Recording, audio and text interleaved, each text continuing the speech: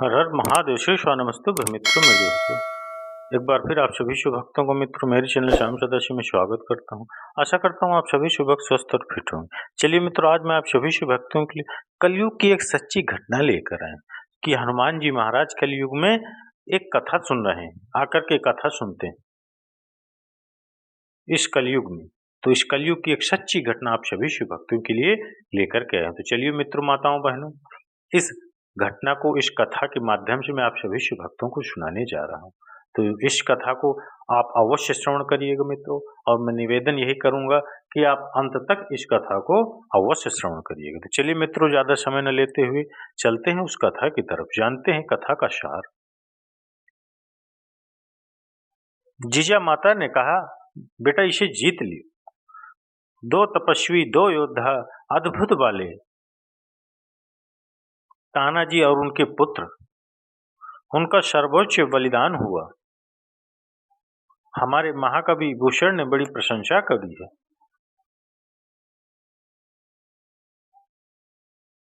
माँ उदास हो गई। तो माँ के पास जाकर के हमारे सिंह ने कहा, हमारे शेर ने कहा, हमारे सम्राट ने कहा, चक्रवर्ती ने कहा माँ जीजाबाई से कि माँ, गढ़ आला, गढ़ मिल गया। फिर रुक कर कहा, पर सिंह गया, शेर चला गया। माँ के मन में भी तानाजी के मन में उतना ही प्रेम था जितना शिवाजी को। माँ उदास हो गई। माँ ने कहा, बेटा यह किला मलेच्छों के शासन की वजह से अशोभनीय हो गया। इस पर कोई बुरी दृष्टि है जो मेरा एक बेटा और उसका बेटा ना रहा इसको जीतते समय। इसको पवित्र करो। तो शिवाजी ने कहा कि उन्हीं मलेच्छों का रक्त बहाकर इसको पवित्र कर दिया गया है माँ, इसे गंगा जल से धोया जाएगा। तो माँ ने कहा कि बेटा एक काम कर, किसी जगह राम का नाम आ जाए ना, किसी की जगह राम नाम हो जाए ना, तो वो जगह पवित्र हो जाती है। तो तुम गुरु जी से प्रार्थना कर, समर्थ गुरु रामदास जी से, कि वो राम कथा कर दें, यहाँ आके राम कथा करते हैं। शिवाजी ने कहा, मैं ये तो मेरे मन की बात कह दी आपने। मैं तो वैसे भी गुरु जी की चरण छूने जाने वाला था। शिवाजी समर्थ गुरु रामदास जी के पास गए, छत्रपति महाराज, और कहा कि गुरुदेव, आपके आशीर्वाद से सिंहगढ़ जीत लिया गया है। इच्छा है जीजा माता की वहां आकर के आप राम कथा कहिए, राम कथा करें। गुरुदेव ने कहा कि बहुत अद्भुत विचार है, मैं करता हूँ। राम कथा प्रारंभ हुई। अब जानते हैं कि जहाँ कहीं राम की कहानी होती है वहां स्वयं हनुमान जी उपस्थित होते हैं। आइए इसी बहाने हम हनुमान जी महाराज मारुति नंदन को हम सभी प्रणाम कर लेते हैं। वो कहीं ना कहीं बैठे होंगे, आपके आसपास कहीं ना कहीं बैठे होंगे। तो हनुमान जी को पता चला कि नीचे समर्थ गुरु रामदास जैसा महान वक्ता, उन जैसा तपस्वी ऋषि राम का नाम ले रहा है, राम की कथा कर रहा है।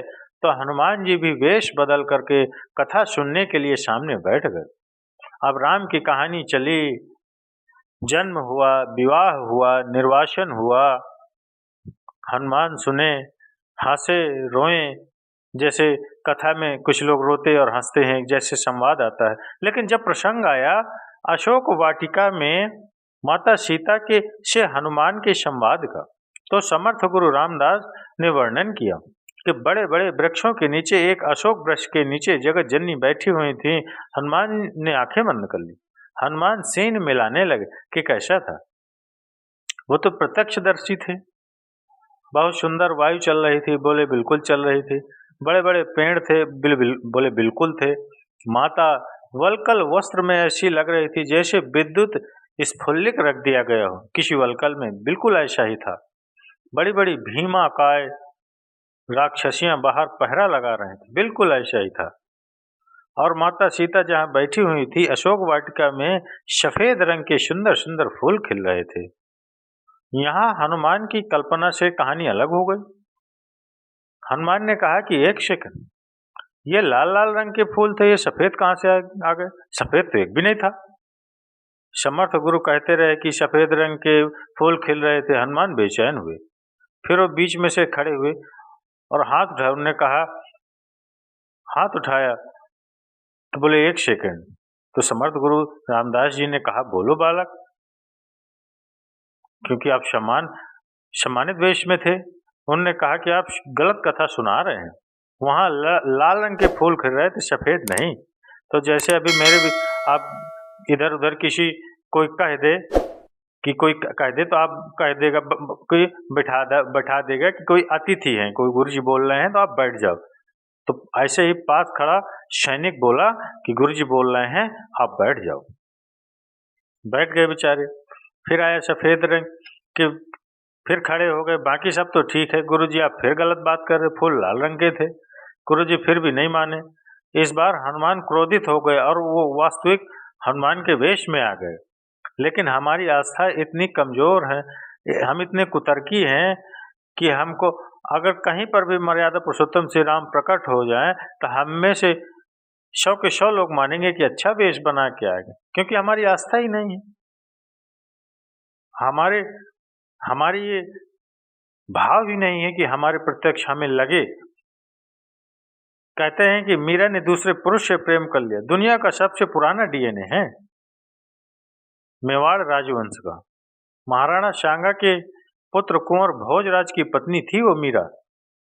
किसी ने राणा जी से कहा, राणा जी आप कैसे मर्द हो, कैसे पुरुष हो? उनके किसी मित्र ने कहा, आपकी पत्नी किसी दूसरे पुरुष से प्रेम करती है। मीरा तो खुलेआम कृष्ण से प्यार करती थी, प्रेम करती थी। राणा जी ने मुस्कुराकर कहा, दोस्त, प्रेम में मेरा कंपटीशन एक ऐसे आदमी से है जिससे जीत गया तो भी अमर हो जाऊंगा और हार गया तो भी अमर हो जाऊंगा। तो हनुमान खड़े हो गए, कहा कि महाराज आप गलत कह रहे हो, मैं ही हनुमान हूं। मैं था वहां, मैं मौका वारदात पर मैं था वहां। सफेद रंग के नहीं, लाल रंग के फूल थे। लोगों ने उनको सभा स्थल से ही बाहर निकाल दिए कि बहुत डिस्टर्ब कर रहे हो, चलो यहाँ से। सुनते हैं कि हनुमान बहुत उदास हुए। हनुमान राम के पास गए। राम से कहा कि महाराज, पृथ्वी पर था, अभी आया हूँ आपके पास।